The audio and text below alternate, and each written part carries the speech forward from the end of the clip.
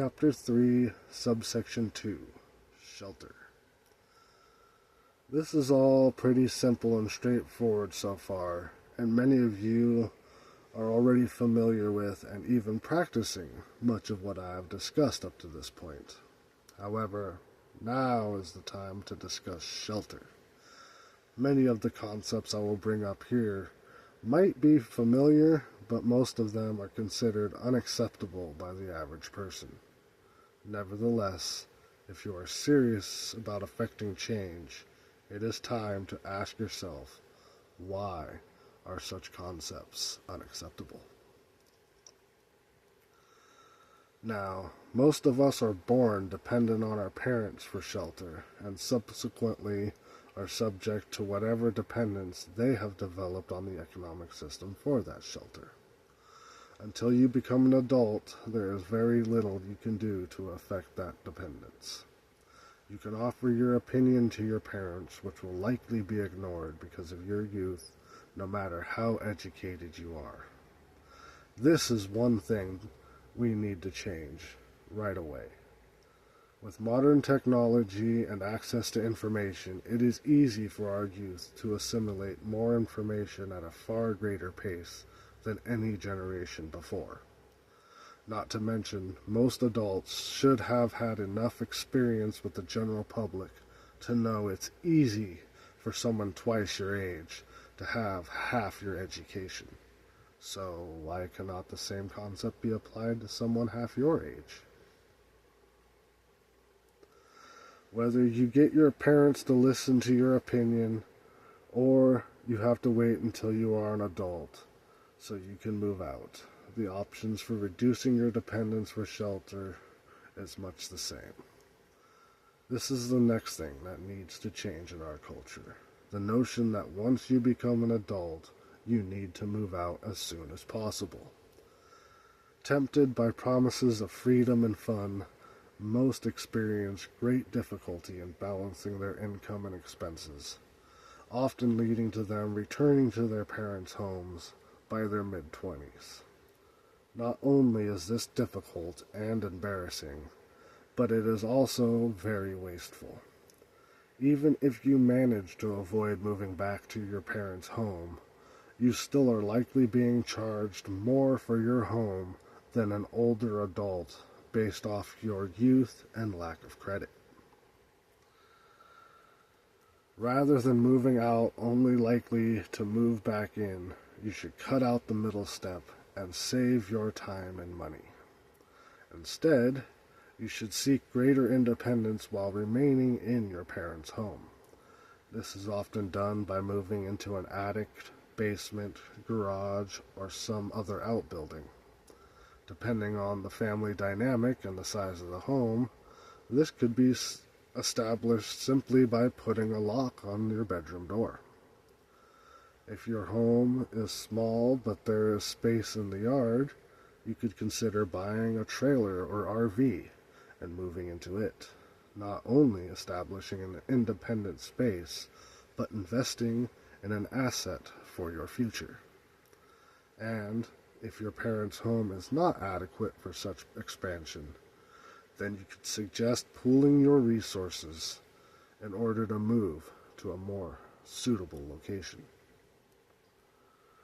So, rather than taking on the full responsibilities of living expenses, you can begin contributing to the household in a greater way while establishing a more equal or roommate-style relationship with your parents. This could include taking on more serious chores around the home or start paying your parents' rent, which should be far less and come with far less stress than what would be charged if you actually moved out. Also, if your parents are decent, they will likely do as I plan and put that rent into a secret savings account in the child's name. So when they believe they are ready to move out, they can be gifted with a nest egg to support their future. Now, this is all well and good for those who have these options available, and this does in fact reduce the stress on the individual. However, this has not actually reduced the dependence on the system at all. So, whether your family is prepared to move to a more accommodating environment, if you are prepared to leave the nest yourself, perhaps you are being kicked out at the age of 18, or you are forced into independence by other means, such as being born homeless.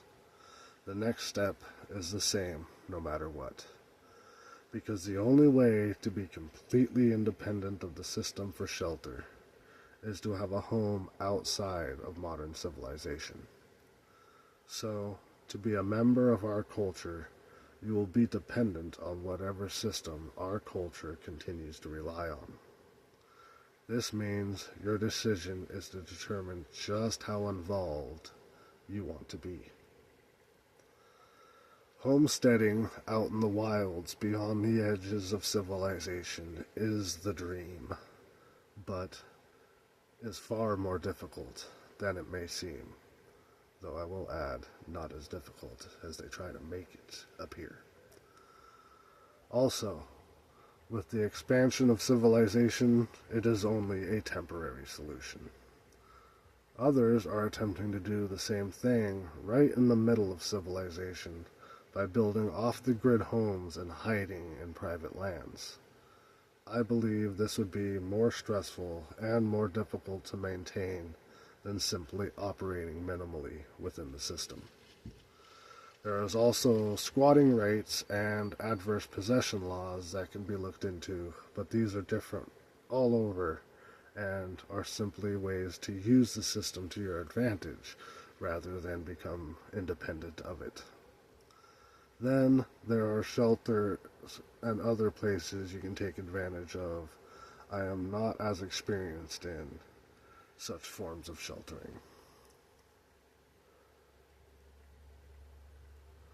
As for the majority of the topics I will bring up, the key is to do your own research, depending on your needs and interests. The best advice I can give, based off my experience, is to avoid renting at all costs. There are many who argue renting is a superior option, but I disagree. The three main points I will address are payments, upkeep, and return. First is with payments. Though the dynamics are more complex than this, the simple issue is the majority of people are paying over $1,000 a month for rent, while my payments for my land were only $850 a month.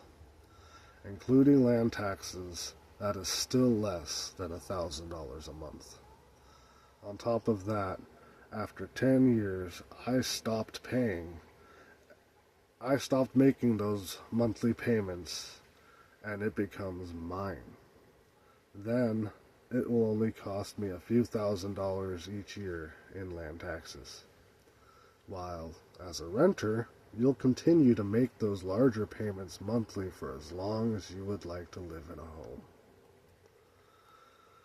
Next is upkeep. One of the biggest arguments for renters.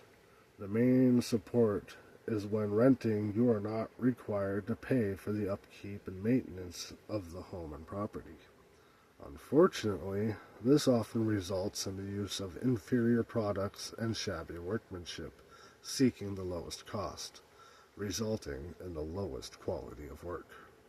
Yet, if you own, you would be more likely to put pride in the work, and though it will cost more in the beginning, the quality would be far greater and likely will be a lot longer time before further repairs would be needed, costing less in the long run. This also ties into the final point, and that is return. As a renter, if you decide you are done with an area and want to move on, all you get in return is a small chunk of your down payment, if you are lucky enough to qualify for the deposit. Whereas, as an owner, you not only would get back most, if not everything you've paid into the land, including the value of improvements to the property, but likely more, as the value of improvements is often greater than the cost to implement them, as well as the property value will increase over time. This is where that family support comes in handy, for it might be a little more costly in the beginning to purchase property. The benefits, in the long run, far outweigh the convenience of renting. For no other reason, while renting, you will always pay every month for the rest of your life, as while owning, you will pay every month for years and then only have to pay once or twice a year in land taxes beyond that point, a cost that is likely included in the price of the rent. I wish there was more I could say about reducing dependence on housing, but it is a complex issue, and the majority of other ideas I can think of qualify more for the subcategory of things needed in our culture rather than directly related to shelter. For example, heat. Even fire in a survival situation is technically not necessary, but is an extremely useful convenience. As well, in modern society, though heating is very important, I would not consider it absolutely necessary. Though, depending on how you look at it, if you are considering the insulation ability of your home, then it could be considered part of the home's maintenance and improvements.